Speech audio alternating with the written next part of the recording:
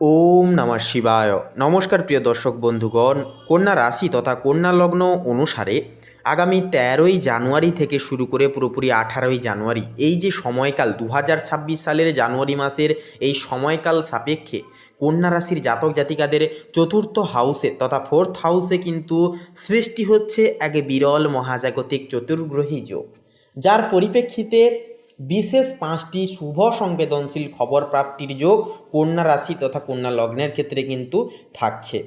সেক্ষেত্রে বন্ধুরা বলাই যেতে পারে যে কন্যা রাশির জাতক জাতিকারা নানান রকম যে সংঘর্ষের মুখোমুখি হয়ে চলছিলেন এবং পাশাপাশি আপনারা সম্পর্কের ক্ষেত্রে টানাপোড়েনের মধ্য দিয়ে যাচ্ছিলেন, এগুলি কিন্তু একান্ত অনায়াসে কেটে গিয়ে একটা সুখের সঞ্চার জীবনে কিন্তু ঘটবে। আপনার রাশির চতুর্থ ঘরে সূর্য, মঙ্গল, বুধ এবং শুক্র যেহেতু অবস্থান করছে, যার কারণে এই অবস্থানে যেহেতু মঙ্গল ও সূর্য একটি অ্যাগ্রেশন গ্রহ, যার কারণে কিন্তু গৃহ সংস্কার বা সম্পত্তি নিয়ে একটা আপনাদের যে জেদ বা একাগ্রতা সেটা কিন্তু বাড়বে। করবেন বলেছেন মানে করবেন, এইরকম একটা জেদ কিন্তু দেখা যাবে। তবে মঙ্গলের অগ্নি ও সূর্যের তেজ অনেক সময় মায়ের সাথে বা বাড়ির গুরুজনদের সাথে একটা মতবিরোধ কিন্তু তৈরি করতে পারে। বুধ ও শুক্রের প্রভাব যেহেতু থাকছে একই সাথে এবং ঠিক এই জায়গাতেই, যার কারণে এই কঠোরতাকে কিন্তু মলিনতা প্রদান অনেকখানি কিন্তু করবে। মঙ্গল যেখানে বিবাদ দিতে চাইবে, বুধ সেখানে আপনার বুদ্ধিকে কাজে লাগিয়ে পরিস্থিতিকে একান্তই কিন্তু শান্ত এবং শিথিলময় করে তুলবে। শুক্রের উপস্থিতি যেহেতু থাকছে, শুক্রের উপস্থিতির কারণে এই সময় আপনি বাড়িতে কোনো বিলাসদ্রব্য কিনতে পারেন বা পরিবার নিয়ে কোনো উৎসবের একটা আয়োজন বা পরিকল্পনা কিন্তু করতে পারেন। এই ৪ গ্রহের মিলন আপনার পারিবারিক জীবনে জট খোলার জন্য এক বিশেষ সহায়ক পরিপূর্ণদায়ক একটা সময়কাল হয়ে উঠবে, একটা ইতিবাচক প্রভাব কিন্তু জীবনে সঞ্চারিত হবে। এরপরে যে বিষয়টি হচ্ছে আপনার কর্মের স্থান অর্থাৎ দশম ঘরে কিন্তু বক্রী অবস্থায় রয়েছে বৃহস্পতি। আপনার কর্মের স্থানে থাকার কারণে অর্থাৎ দশম ঘরে যেহেতু থাকছে, তো বৃহস্পতি শুভ গ্রহ হলেও বক্রী থাকার অর্থ হলো পুরনো কোনো সুযোগ বা অসমাপ্ত কাজ আপনার কাছে একান্তই ফিরে আসবে। কন্যা রাশির জাতক জাতিকাদের জন্য এটি একটি সুবর্ণ সময় হবে, যারা ক্যারিয়ারে স্থবিরতা অনুভব করছিলেন এবং আপনারা কিন্তু একটা উন্নতির সুপ্রশস্ত যোগ লক্ষ্য করবেন। বক্রী বৃহস্পতি আপনাকে কিন্তু সম্পূর্ণভাবে নিজের ভুলগুলোকে সংশোধন করার এক অন্যতম সুযোগ সুবিধা প্রদান করবে। চতুর্থ ঘরে থাকা বুধ আপনার দশম ঘরকেও কিন্তু এই পাশাপাশি পূর্ণ দৃষ্টি দিচ্ছে, যার ফলে আপনার ব্যবসায়িক যোগাযোগ বা অফিসের নথিপত্র সংক্রান্ত কাজে অভূতপূর্বক একটা উন্নতির যোগ কিন্তু দেখা যাবে। যদি কোনো পদোন্নতি আটকে থাকে বা কোনো কিছু জিনিস প্রাপ্তি করতে সমস্যার সম্মুখীন হন, তবে এই সময়ে কর্তৃপক্ষের সাথে আলোচনা করলে ইতিবাচক একটা ফল পাওয়ার চান্স তথা সম্ভাবনা থাকছে প্রবল।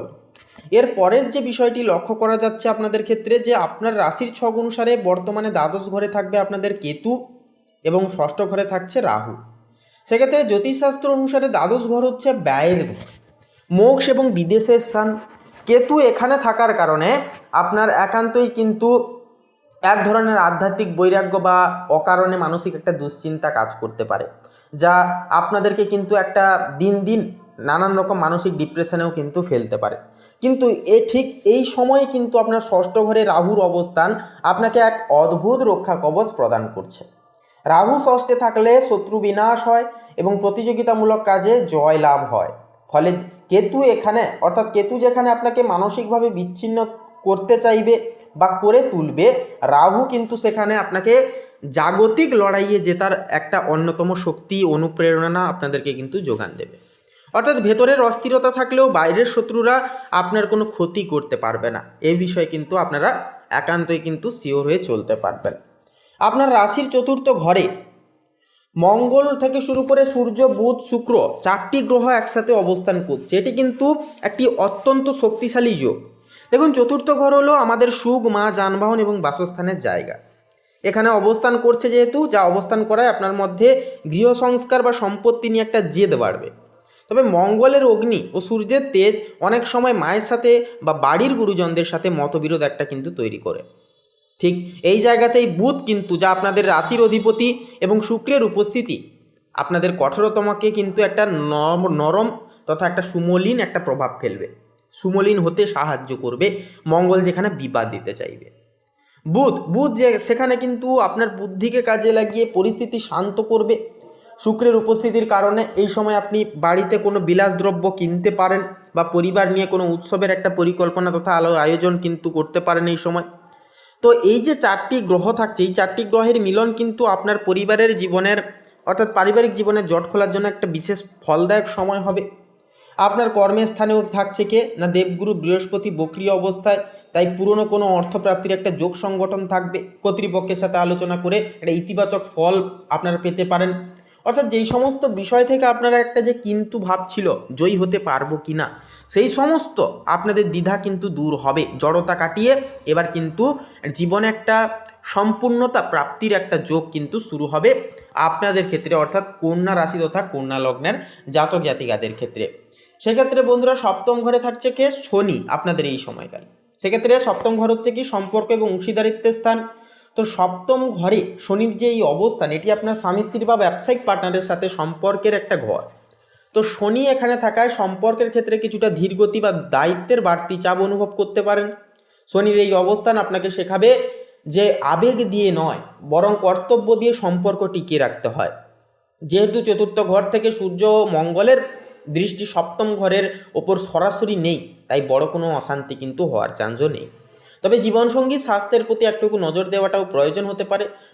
শনি কিন্তু এখানে আপনাকে ধৈর্য ধরতে অনেকখানি বাধ্য করবে, যা দীর্ঘমেয়াদে আপনার সামাজিক প্রতিষ্ঠাকে একান্তই মজবুত হাসিল করে তুলবে। আপনাদের ক্ষেত্রে যে বিষয়টি এবারে দেখা যাবে যে আর্থিক দিক থেকে ধনু রাশির যে শুক্র বুধ, অর্থাৎ আপনাদের যে চতুর্থ ঘরে শুক্র এবং বুধ আপনাকে বেশ সহযোগিতা করবে। হঠাৎ কোনো উৎস থেকে ধনপ্রাপ্তি হতে পারে হঠাৎভাবে। তবে দ্বাদশে কেতু থাকবার কারণে হুটহাট হাসপাতাল বা ধর্মীয় কাজে কিছুটা পরিমাণ খরচও কিন্তু হয়ে যাওয়ার যোগ একটা আছে। তাই শারীরিক দিক থেকে একান্তই বলবো ষষ্ঠে রাহুর উপস্থিতির কারণে আপনি দীর্ঘদিনের কোনো রোগ থেকে মুক্তি পেতে পারেন, কিন্তু মঙ্গল চতুর্থ ঘরের বসায় বা থাকায় রক্তচাপ বা বুকে ব্যথার মতো বিষয়গুলোকে অবহেলা করতে যাবেন না। বিশেষ করে 13 তারিখ থেকে 18 তারিখের মধ্যে, অর্থাৎ 13ই জানুয়ারি থেকে পুরোপুরি 18ই জানুয়ারির মধ্যে ভাজাভুজি বা মশলাদার খাবার একান্ত এড়িয়ে চলা বলবো, আপনার জন্য শ্রেয় হবে তথা ভালো হবে। সামগ্রিকভাবে এক কথায় বলা যেতে পারে আপনার রাশিচক্রে গ্রহের যে বিন্যাস সেগুলি বলছে যে আপনার বাইরের জগৎ নিয়ন্ত্রণ করবে ষষ্ঠের রাহু এবং দশমের বৃহস্পতি, আর আপনার ভেতরে শান্তি বজায় রাখবে চতুর্থের বুধ এবং শুক্র। কেতু আপনাকে কিছুটা একা করতে চাইলেও পরিবারের সান্নিধ্য আপনাকে শক্তি প্রদান করবে।